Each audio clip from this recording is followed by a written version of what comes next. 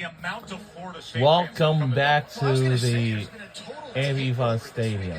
We've been here about 3 days now, Joe. Everywhere we walk, we're seeing Florida State fans, we're seeing Georgia Tech fans. As a reminder, it's kind of pretty rainy out there. About this game here today. Here we go. Game that has started off with offensive firepower as both teams drive a piece, a touchdown each, and neither face a third down. We were talking earlier about DJU throughout his career being consistent. You've seen some really good. This last year at Oregon State, it's a play-action bootleg. Defender in his face, under duress, throws an absolute dart.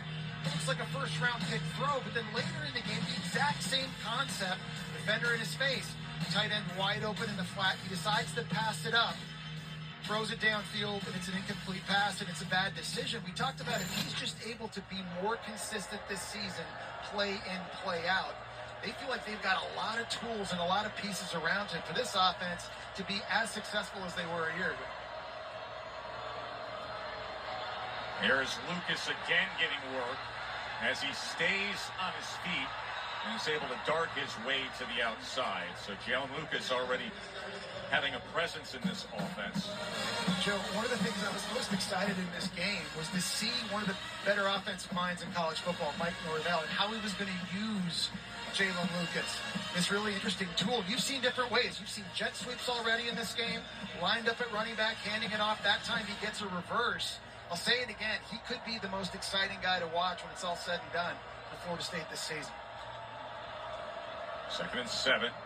Uyunglele back to pass. A little bit of pressure as he steps up and is taken down at the 30-yard line by Joshua Robinson. Well, and this is critical for Georgia Tech on defense because a year ago they only had 21 sacks. They were not good at getting after the quarterback, and this is an area they've got to be better at this season. You see some pressure coming off the right-hand side, forces DJU to step up. They're able to take him down. Now here in what looks like an obvious passing situation, who can be the guy that can win one-on-one for Georgia Tech? Who's the guy they can rely on to consistently get pressure?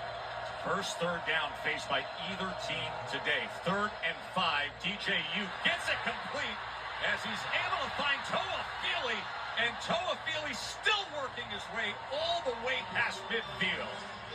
Well, you saw Toa Feely on the touchdown run and what he could do from the running back position. How about now you line him up with wide receiver in the slot, just running a simple little drag over the middle of the field. Not the most accurate throw.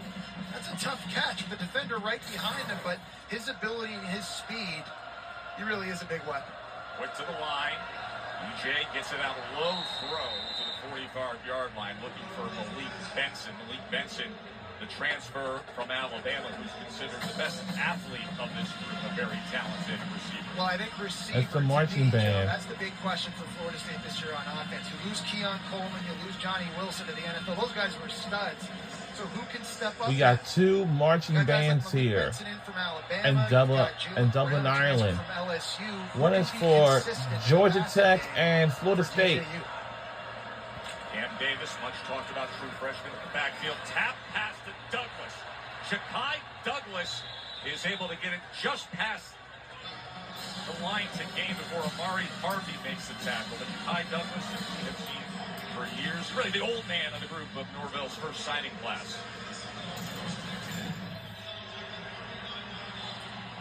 Take a look at some of the notable FSU transfers that came in. A lot of names from Alabama. Marvin Jones, great lineage there. Florida State fans will be very aware of because of who his father was. Devontae Brown at Miami and UCF before that. A lot of different positions. Mike Norvell, he went after to try and reload what was lost from last season. First down, Knowles. Here's Cam Davis, and he drops the pass.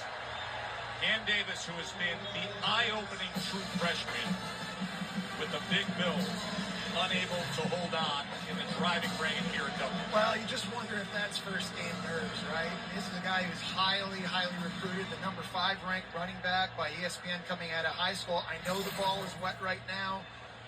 That's just one that hits him in the face mask, and that's a catch that he needs to make. Mike Norvell's not going to quit on him. He's going to get more opportunities as this game goes on. He's the guy they want to get lauded up and get going because he is talented.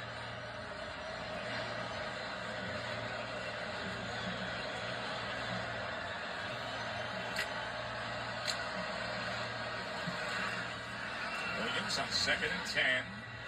It's a good run fit that time. Just met in the hole by Kyle Eford.